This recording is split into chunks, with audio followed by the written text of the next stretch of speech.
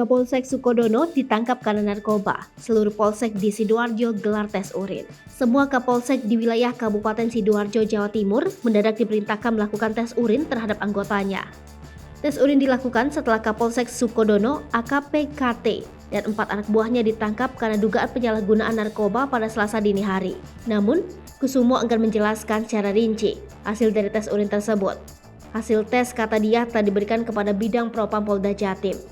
Sebelumnya 5 anggota Polsek Sukodono Sidoarjo ditangkap tim Propam Polda Jatim karena dugaan penyalahgunaan narkoba. Salah satu dari 5 orang itu adalah Kapolsek Sukodono AKP KT. Jumlah anggota yang ditangkap itu bertambah setelah sebelumnya dikabarkan 3 orang yang ditangkap. Penangkapan dilakukan di Polsek Sukodono pada Selasa dini hari. Kusumo membantah penangkapan dilakukan saat pesta narkoba. Kabid Humas Polda Jatim Kombes Dirmanto sebelumnya menyebut 3 anggota Polsek Sukodono yang ditangkap Propam Polda Jatim. Mereka diantaranya AKP KT serta YHP dan YS berpangkat Aibtu. Ketiga anggota tersebut terang Dirmanto ditangkap di Mapolsek Sukodono. Ketiganya langsung dites urin dan hasilnya positif menggunakan sabu.